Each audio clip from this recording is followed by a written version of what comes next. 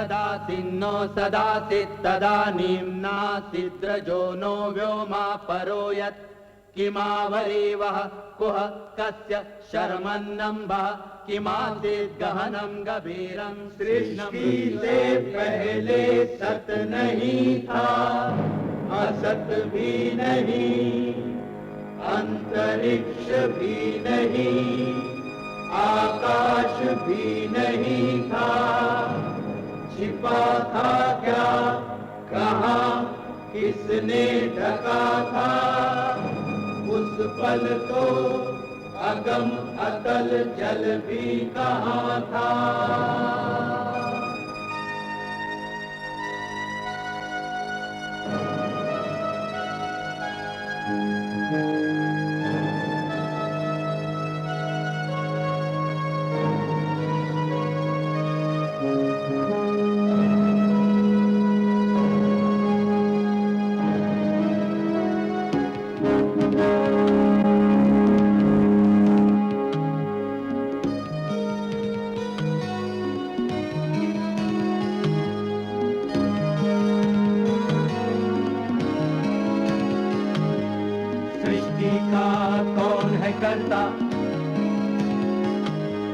करता है वा अकर्ता, ऊंचे आकाश में रहता, सदा अध्यक्ष बना रहता, वही सचमुच में जानता या नहीं भी जानता है, किसी को नहीं पता, नहीं पता, नहीं है पता, नहीं है पता।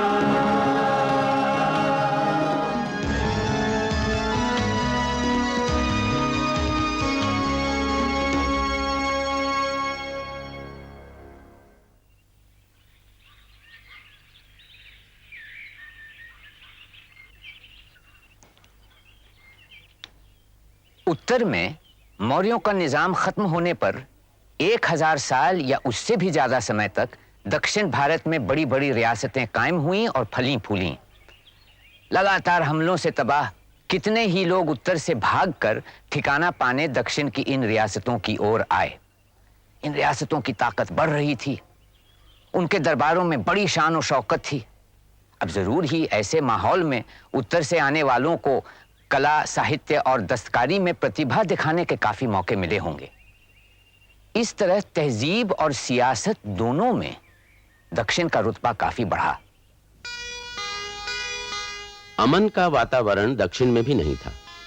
कभी तो पल्लवों और पांड्यों के बीच आपस में युद्ध छिड़ जाता, कभी पड़ोस के दक्कन राज्यों के साथ। लेकिन ऐसे वातावरण में भी तमिल प्रदेश में संस्कृति का तेजी से विकास होता चला गया, खासकर पल्लवों के राज में। महेंद्र वर्मन ने ही सबसे पहले ठोस चट्टानों को तराश कर वैदिक मंदिर बनवाए। मंदिर बनाने की यह कला महेंद्र वर्मन ने बौद्ध और जैनियों से ली थी। जैसे जैसे भक्ति का प्रभाव बढ़ता गया, ये मंदिर संस्कृति के केंद्र बन गए। मंदिर ही वो माध्यम बना जिससे पल्लव समाज को एक सूत्र में बांध कर रखा जा सकता था। एक ऐसे समाज को जिसमें जैन या बौद्ध धर्म त्याग कर आने वाले व्यापारी और शिल्पकार भी थे, और वो शूद्र खेतीहर भी जिन्हें उससे पहले कभी भी वैदिक बलि अनुष्ठानों में शामिल नहीं किया गया था। पहले के राजा अपने पद को धर्म सम्मत बनाने के लिए वैदिक संस्कार अपनाया करते थे।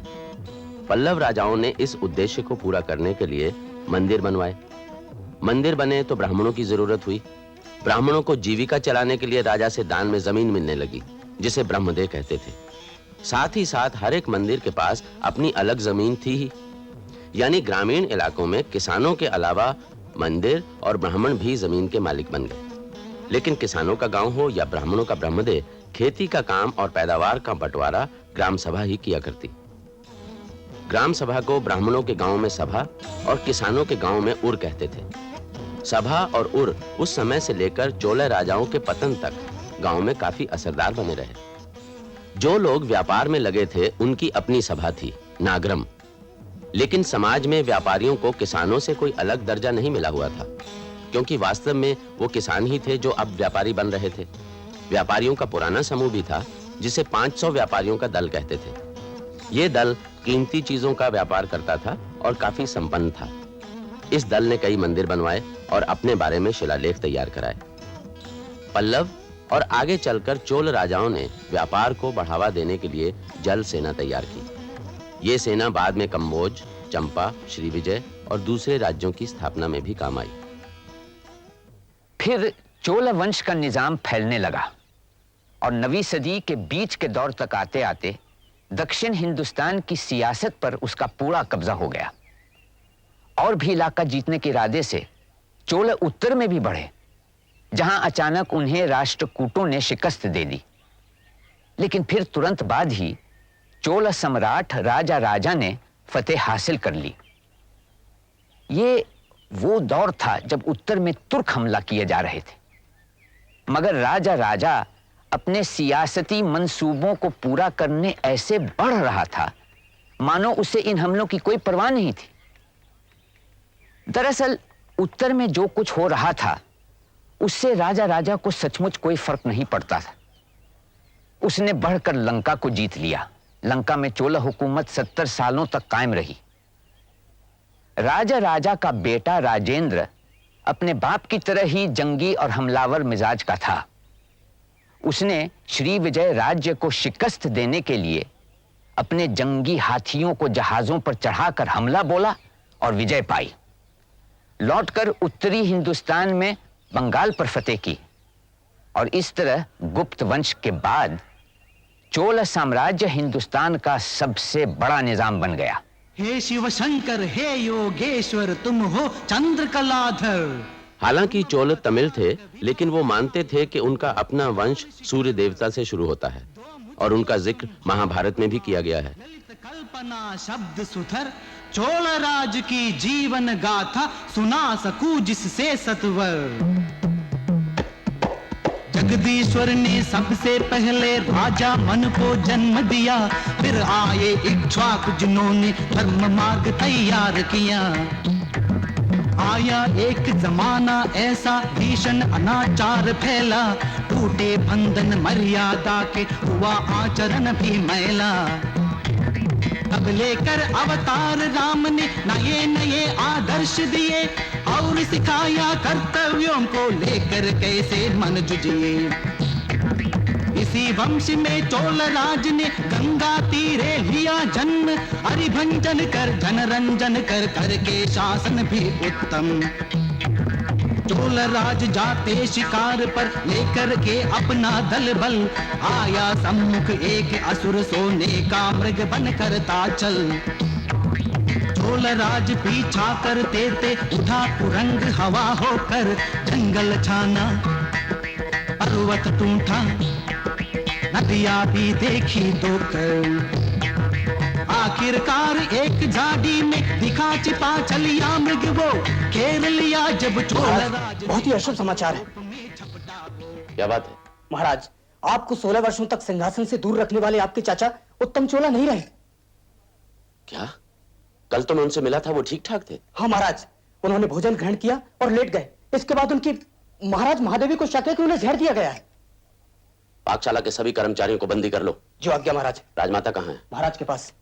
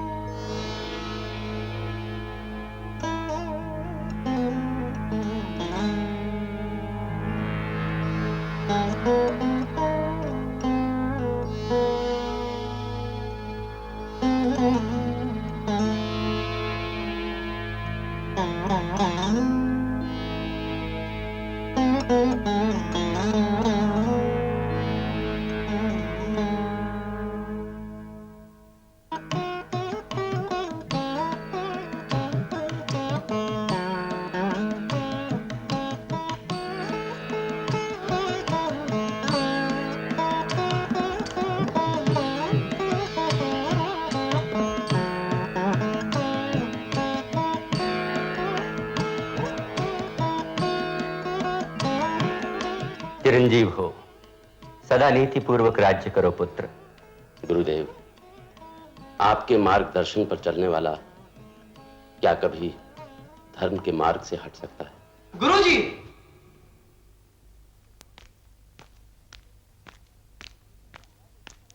प्रणाम गुरुजी।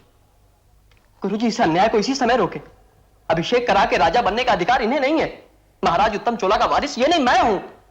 किंतु पुत्र, पिछले 16 बरस से राजराजा ही उपशासक के रूप में राज्य के कामकाज में तुम्हारे पिता का हाथ बटाते रहे हैं।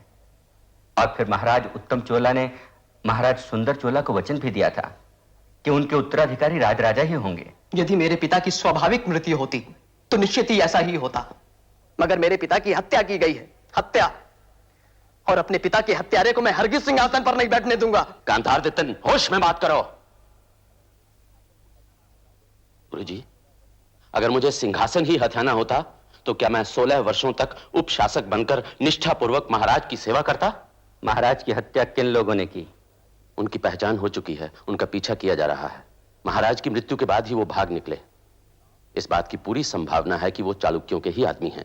आपने अपने फायदे के लिए इस साजिश का इस्तेमाल किया है। ये मूर्खतापूर्ण बातें हैं। मैंने महाराज को इस तरह की साजिश के बारे में कई बार आगाह भी किया था, मगर उन्होंने इस बात को कभी गंभीरता से नहीं लिया। राजकुमार गांधारदित्तन, इस निरर्थक विवाद में मुहूर्त का समय बीता जा रहा है और आप इस बात को भी भूल रहे हैं कि उत्तम चोला ने युवराज यानी कि राज राजा के बड़े भाई की हत्या करके और सुंदर चोला को मजबूर करके गद्दी पाई थी। आप जो कह रहे हैं, यदि वो सच भी है तो ऐसा पहली बार नहीं हो रहा है। गुरुजी, ये आप कैसा अन्याय कर रहे हैं? मुझे उम्मीद नहीं थी कि आप पक्षपात करेंगे।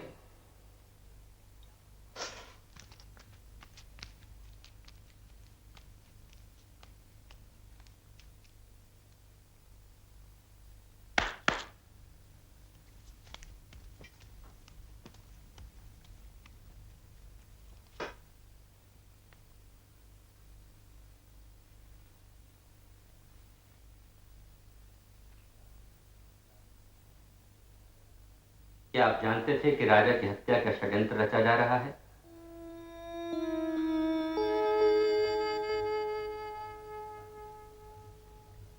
मैंने उन्हें कहा था कि चालुक्य कुछ करने की कोशिश कर सकते हैं, और फिर भी आपने कुछ नहीं किया। मैंने कभी सोचा भी नहीं था कि वो राजमहल के भीतर भी घुसपैठ कर सकते हैं। कोई और बात तो नहीं थी जिसे आप खुद भी न जानते हो? कभी कभी ऐसा होता है कि हम अपने भीतर की इच्छाओं को साफ तौर पर नहीं समझ पाते। आप कहना क्या चाहते हैं? क्या मैं उनकी मृत्यु चाहता था? गुरुजी, वैचारिक तौर पर ऐसा हो भी सकता था, मगर वास्तव में मैंने कभी नहीं चाहा कि ऐसा हो।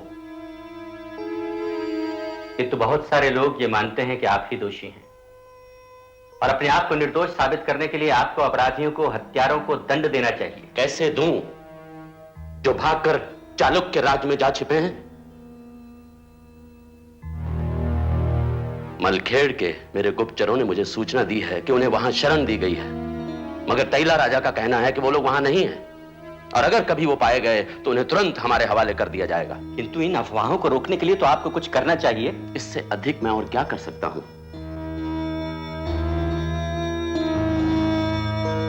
मगर गुरुजी, मैं अपने भाई की हत्या का बदला जरूर लेना चाहता हूं। उनके हत्यारों की रक्षा करने वाले उत्तम चोला अब नहीं रहे। 16 वर्षों तक वो हत्यारे सुरक्षित रहे। अब उन्हें अपने दुष्कर्मों का दंड भोगना होगा। किंतु वे ब्राह्मण हैं, आप उन्हें मृत्युदंड नहीं दे सकते।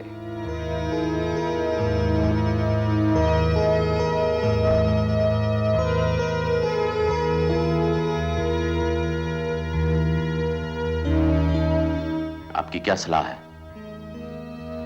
उनकी और उनके सारे संबंधियों की संपत्ति जब्त कर लीजिए।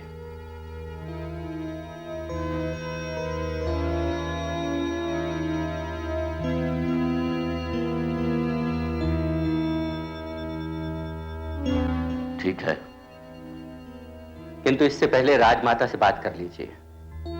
और ध्यान रहे, आपकी किसी भी बात से राजमाता को क्रोध नहीं आना चाहिए। उन्होंने तो मुझसे बात भी करने से इनकार कर दिया है। मैं उन्हें क्रोधित नहीं करना चाहता, वो तो मेरी मां जैसी हैं।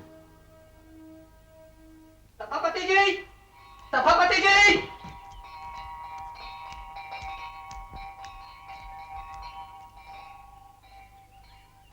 महाराज राजकेसरी आरुमौली बर्मन चोला ने श्री वीर नारायण चतुर्वेदी मंगलम के सम्मानित सदस्यों को अपनी शुभकामना भेजी है और अनुरोध किया है कि आप उनके आदेश का पालन करें।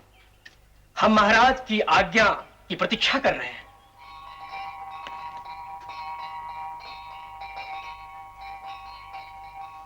जय श्री लक्ष्मी। अपने शासनकाल के पहले वर्ष में आरुमौली वर्मन चोला ने श्री वीर नारायण चतुर्वेदी मंगलम को यह आदेश दिया है कि वो मावन किल्लई उर्फ इरुमुदी चोला और उसके छोटे भाई पिल्ली वलय पंचवन को ब्रह्मादि राजन महाराज पर केसरी विजय चोला की हत्या के लिए दोषी पाया गया है। हमारा आदेश है कि इन लोगों की, इनके भाई मलय निवन तथा छोटे भाइयों, पुत्रों, पत्नियों, ससुरों एवं बहनों तथा दामादों और सभी रिश्तेदारों की संपत्ति को श्री वीर नारायण चतुर्वेदी मंगलम महासभा नीलाम कर दे और जो धन प्राप्त हो उसे राजकोष में जमा करे।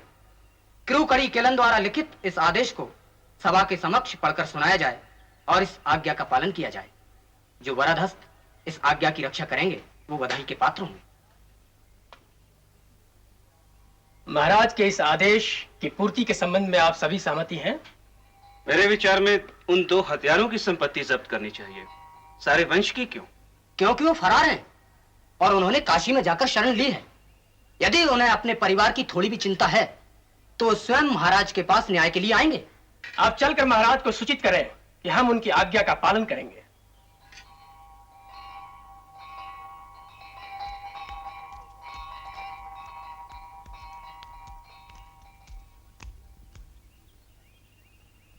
मामन किल्ले और पिल्ली वाले को इतनी जल्दी भाग कर नहीं जाना चाहिए था। हो सकता था महाराज उन्हें माफ कर देते। इसकी तो कतई उम्मीद नहीं थी। पिछले 16 वर्षों से उन्हें दंड देने की बात सोच रहे थे। मेरे हिसाब से तो उन्हें राजा की हत्या के पहले ही अपने परिवार के साथ भाग जाना चाहिए था। इसको पता था कि राजा की हत्या हो जाएगी। क्या सचमुच महाराज की हत्या हुई है? राजधानी में तरह तरह की अफवाहें फैल रही हैं। लोग कहते हैं कि उन्हें जहर देकर मार दिया गया है। किसने जहर दी है? क्या लोगों को यह बात मालूम है? उन लोगों का कहना है कि ये चाणक्यों की साजिश थी, पर बात सिर्फ उतनी ही छोटी नहीं है जितनी की दिखाई दे रही है। इनके पीछे अगर किसी बहुत बड़ी ताकत का हाथ ना होता तो वो उत्तम चोला की हत्या नहीं कर सकते थे। आपका इशारा किसकी तरफ है? मैं कुछ कहना नहीं चाहता, लेकिन इनकी हत्या से सबसे ज्यादा फायदा किसका है ये सब जानते हैं। आपका मतलब नए राजा से तो नहीं? बेवकूफी की बात है। राजा ऐसा बिल्कुल नहीं कर सकते। आपने ऐसा सोच भी कैसे लिया? मैं ये नहीं सोच रहा, मैं सिर्फ वो बता रहा हूँ जो लोग कह रहे हैं। देखिए, अफवाहों को बढ़ावा मत दीजिए। यदि हथियारे हाथ में आ गए तो सच्चाई अपने आप सामने आ जाएगी। वो हाथ आएंगे तब ना। राजा की निगाह तो मावन पिल्लई और पिल्ले वलई पर है। उन्हीं के कारण तो हमारी सभा का सर नीचा हो रहा है। वहां पंडियानों के यहाँ अतिथि बने बैठे हैं और यहाँ उनका परिवार दाने दाने को मोहताज हो जाएगा। और यदि कोई उनकी जमीन और घरों के लिए बोली ही ना लगाए तो? अरे हाँ, ऐसा करके तो हम उनके परिवारों को कंगाल होने से बचा सकते हैं। ठीक है, माना कि हम में से कोई बोली नहीं लगाएगा, लेकिन यदि कोई बाहर का आदमी बोली लगाना चाहेगा तो हम उसे तो नहीं रोक सकते ना। महाशय, यदि उन परिवारों की मदद करना चाहते हैं तो हमें उनकी संपत्ति खरीद लेनी चाहिए और सारा धन राजकोष में जमा कर देना चाहिए। उसके बाद हम चाहें तो उन्हें उनकी संपत्ति जमीन वापस कर देंगे। नहीं नहीं महाराज, इससे बिगड़ जाएंगे। मेरे विचार में यही बेहतर होगा कि हम धन राजकोष में जमा करवा दें, उसके बाद जमीन मंदिर के लिए दान में दे दें। इससे कंगाल परिवार को कम से कम कुछ पुण्य तो मिलेगा और मंदिर बनवाने के लिए एक अनुदान भी मिल जाएगा।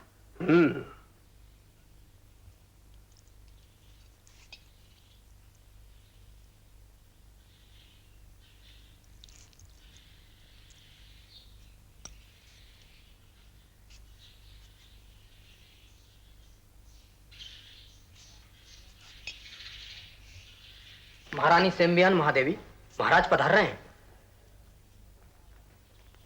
एक महाराजा को जहां खुशी मिले वो आ जा सकते हैं। हम कौन होते हैं जो उन्हें रोकें?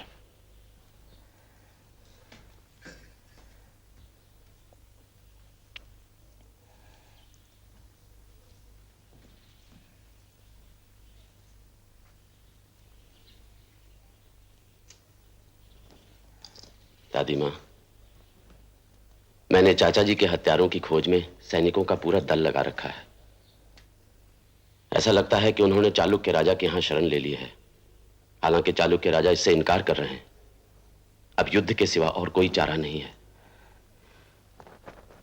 नहीं बेटे, इसकी कोई जरूरत नहीं है। क्यों? उन्हें एक सबक तो सिखाना ही होगा। मुझे सबक सिखाने में रुचि नहीं है। मेरा पुत्र तो मारा ही जा चुका है। मगर हम चाचा जी की मौत को यूं ही बिना बदला लिए नहीं छोड़ सकते। क्या आपको नहीं लगता कि हत्यारों को सजा मिलनी चाहिए? किस बात की सजा? मेरे विचार से तो तुम्हें अपराध की खोज कहीं और करनी चाहिए।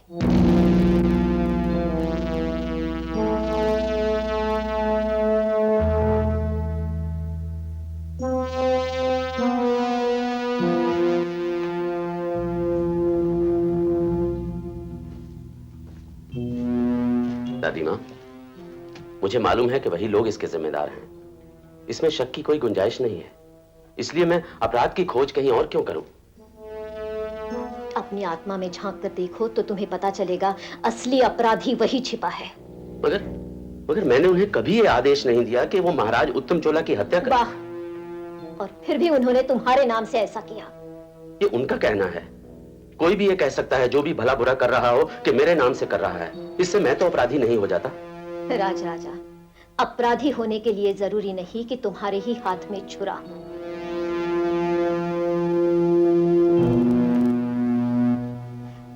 तुम्हारा अपराध तुम्हारी राजा होने की चाह, जिसे तुमने जग जाहिर कर दिया है। हर आदमी के भीतर चाह होती है, इच्छाएं होती हैं। इसका मतलब ये तो नहीं है कि वो उन्हें पूरा ही कर ले। सत्ता से जुड़े हुए आदमी की चाहत, खास तौर से उसकी जो भविष्य में राजा बनने वाला हो, और एक आम आदमी की चाहत में काफी फर्क होता है। राजा, उस आदमी के लिए जिसके पास राज्य की शक्ति है, इच्छा और उसकी पूर्ति में अंतर नहीं होता। वो किसी चीज की इच्छा करता है और वो पूरी हो जाती है, भले ही किसी और के द्वारा ही क्यों न हो। हाँ, मैं चाहता था कि महाराज की जल्दी मृत्यु हो और मैं राजा बनूं। मगर विश्वास कीजिए, मैंने उनकी ऐसी मृत्यु कभी नहीं चाही। बेटे, तुम दूसरों से कोई अलग इंसान तो नहीं हो। 16 वर्षों तक तुमने नैतिकता का आचरण किया। अपने भाई की हत्या का बदला मेरे पुत्र से न लेने के संबंध में लगातार तुम्हें लोगों से ताने भी सुनने पड़े, मगर फिर भी तुमने उनके खिलाफ कोई कार्यवाही नहीं की, क्योंकि तब तुमने कहा था तुम उन्हें उनके अपराध का लगातार एहसास करवाना चाहते हो। लोगों ने तुम्हारे ये फैसले पर तुम्हारी तारीफ भी की, मगर ये साबित हो गया कि वो सब एक दिखावा था। तुम कमजोर थे, इसलिए तुमने वक्त का इंतजार किया, और जैसे ही मौका मिला तुमने मेरे बेटे से छुटकारा पा लिया और उसके विश्वासी मित्रों की संपत्ति भी जब्त करवा ली। तुम्हें ऐसा नहीं लगता, या शायद तुमने अभी अपने ही रचे झूठ पर यकीन करना शुरू कर दिया है? दादी माँ, मैं आपको यकीन दिलाता हूँ कि मैंने कभी दिखावे का कोई खेल नहीं खेला है। मैंने तो सच्चे मन से महाराज की... अपराध तुम्हारे हृदय में बसा है बेटे, उससे सामना करना सीखो। मैंने अपने भाई की मृत्यु का बदला नहीं लिया। उसकी सबसे बड़ी वजह आप थी। मैंने कभी नहीं चाहा कि मैं आपका दिल दुखाऊं, और अब आप ये...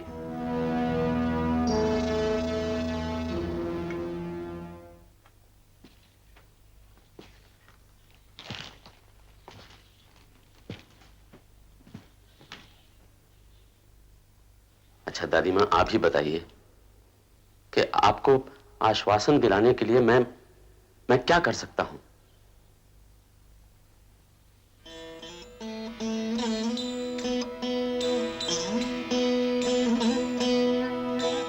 अपने मन को निर्मल बनाओ, किए अनकिए पापों को धोने के लिए एक मंदिर का निर्माण करवाओ।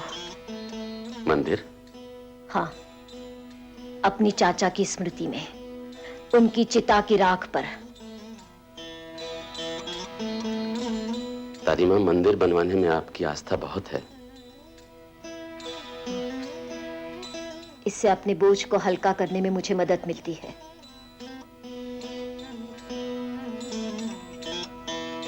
मुझे इससे खुशी होगी दादी माँ। आप बताइए मंदिर कहाँ बनवाऊं? पहले मैं ठीक जगह देख लूं और फिर तुम्हें बताऊं तो। ठीक है। वैसे भी इस संबंध में आप मुझसे ज्यादा जानकार हैं। महाराज, 500 व्यापारियों के दल के कुछ प्रतिनिधि आपसे मिलने की प्रतीक्षा कर रहे हैं। उनसे कहो मैं बाद में मिलूंगा। महाराज, उनका आग्रह है कि वो इसी समय आपसे मिलना चाहते हैं।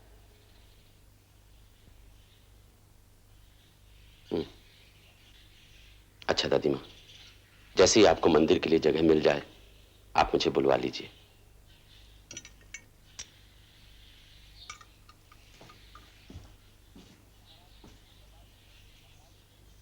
महाराज, हम बर्बाद हो गए। महाराज ने जो कीमती हीरे जवाहरात 500 व्यापारियों के दल को दिए थे उन्हें लूट लिया गया। उस जहाज को खुले समुद्र में 5 और जहाजों के साथ लूटा गया है महाराज। भयानक समुद्र डकैती है ये किसका काम होगा? हमारे जहाज नागपट्टनम से जिस दिन अरब के लिए रवाना हुए उसके ठीक 10 दिन बाद चेरा देश के समुद्र लुटेरों ने हमें घेर लिया। लेकिन हमारे जहाज तो हथियारों से सजे हुए हैं। महाराज, हमारे सैनिकों की तुलना में चेरा देश के डाकुओं की संख्या कहीं अधिक थी। वे हम पर जब चाहे हमला कर सकते हैं, क्योंकि उन्हें भास्कर वर्मन की शय मिली हुई है। ठीक है, हम अपने जहाजों की वापसी के लिए उनसे युद्ध करेंगे। महाराज, जहाजों की वापसी काफी नहीं है। यदि हम चाहते हैं कि हमारा व्यापार तरक्की करे तो हमें पूर्वी और पश्चिमी समुद्र तटों पर नियंत्रण रखना होगा। पूर्वी समुद्र तो स्वर्णद्वीप तक सुरक्षित है, क्योंकि श्री विजय के महाराज शैलेंद्र हमारे बहुत अच्छे दोस्त हैं। हाँ, पश्चिमी समुद्र पर हमें जरूर नजर रखनी चाहिए। महाराज, मैं कंबोज नरेश राजेंद्र वर्मन की ओर से कुछ उपहार लेकर आया हूं।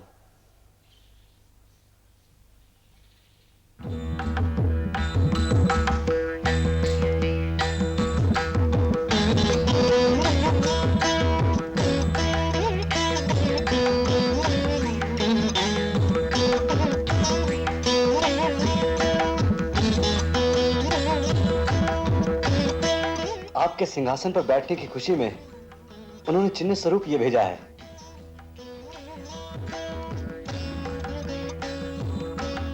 ये किसका प्रतीक है? महाराज, उन्होंने मंदिरों के एक नए नगर यशोधरापुर का निर्माण किया है। बीचों बीच जो मंदिर है उसमें एक विशाल शिवलिंग की स्थापना की गई है। इस मंदिर का नाम महाराज राजेंद्र बृहदेश्वर के नाम पर रखा गया है। कुछ और शिवलिंग 4 परकोटों पर बनाए गए हैं। सारा नगर मेरू पर्वत की तरह लगता है महाराज। कंबोज नरेश देवराज कहलाते हैं और भगवान की तरह पूजे जाते हैं। अच्छा, क्या ये तुमने अपनी आंखों से देखा है? स्वामी, सब कुछ इतना अद्भुत है कि उसका वर्णन नहीं किया जा सकता। काश कि हमारे नगर में भी वैसा ही एक मंदिर होता। मंदिर बनाने के पहले हम अपने राज्य को मजबूत और सुरक्षित करना चाहते हैं, और सबसे पहले भास्कर वर्मन को सबक सिखाना होगा।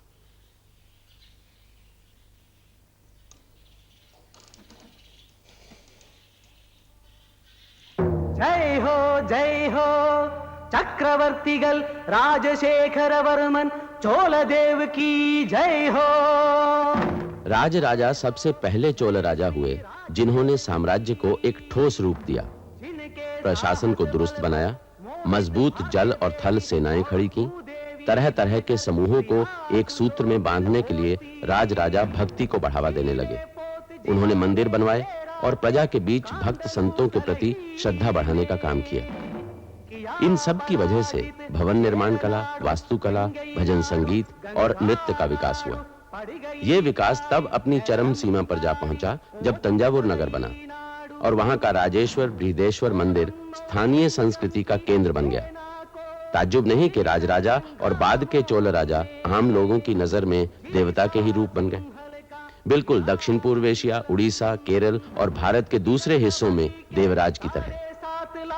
सैनिक को एक सहस्राधिक सागर द्वीपों को किया जिन्होंने वंचित पांड्य वंश को शोभा सुषमा से, जो अपने वैभव के बल पर सब और पूजा करते थे। जय हो प्रभु राजदेव की जय हो। उनके ऊंचे माथे पर सौभाग्य तेज की नित आभा हो। जय हो जय हो।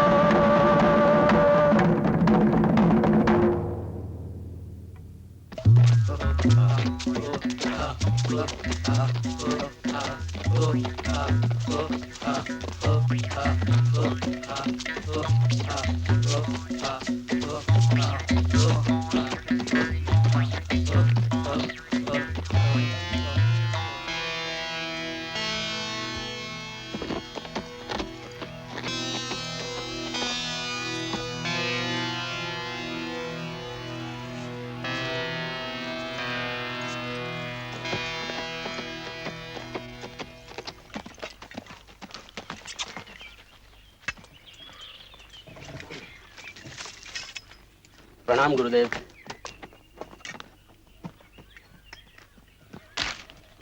गुरुदेव, इस समारोह में मुझे बुलाने की क्या जरूरत थी?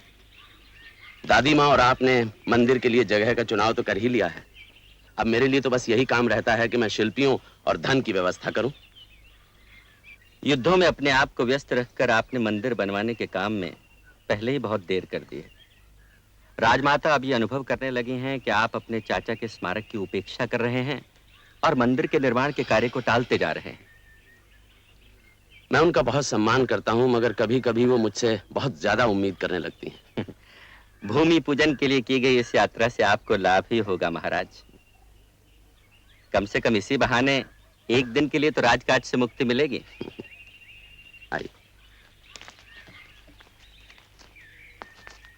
सहस्रशीर्षा पुरुषः सहस्राक्ष सहस्रपात् स भूमिं विश्वतो वृत्वा।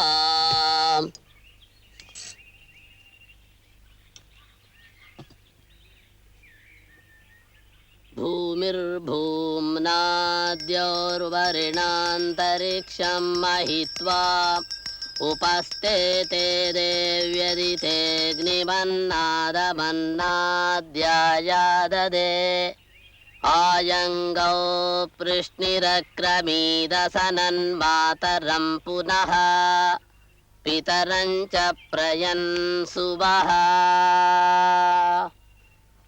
दादी माँ, आपने मंदिर के लिए बहुत सुंदर स्थान चुना है। चलो मैं तुम्हें समझाती हूँ कैसे क्या बनना है।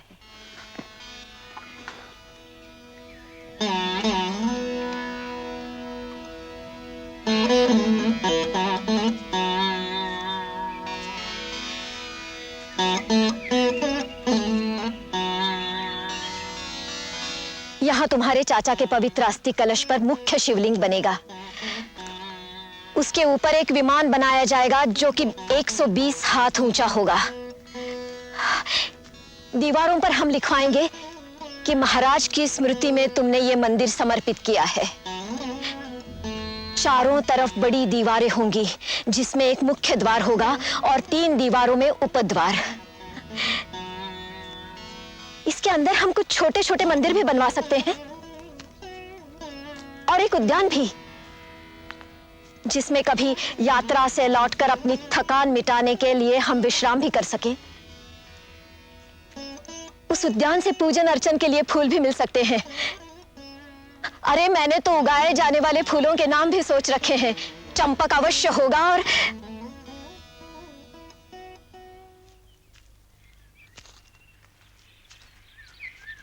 गुरुदेव, अभी अभी मेरे दिमाग में एक विचार आया है। निश्चित ही आप उससे प्रभावित होंगे। आइए।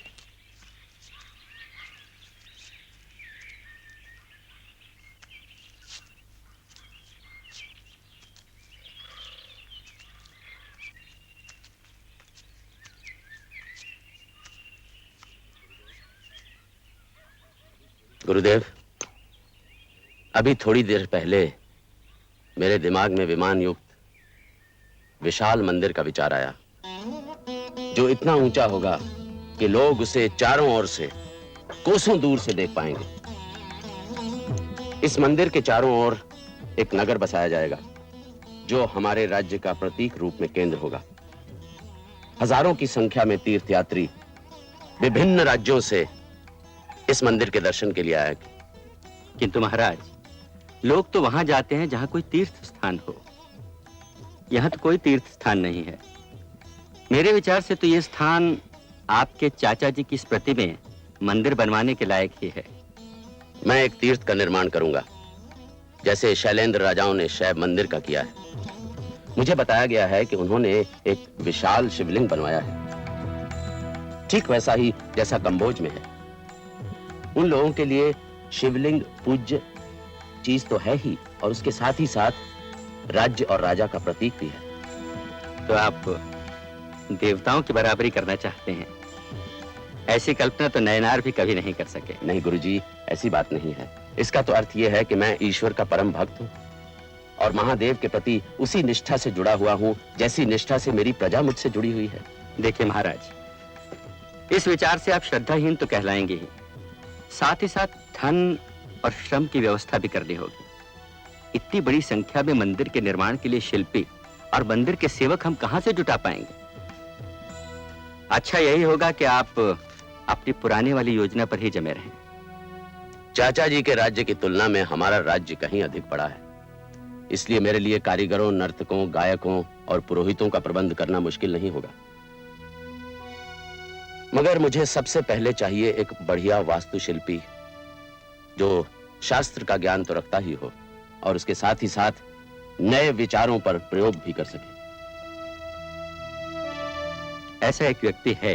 कहां है? उसे तुरंत बुलवाइए। वो श्री वीर नारायण चतुर्वेदी मंगलम में रहता है।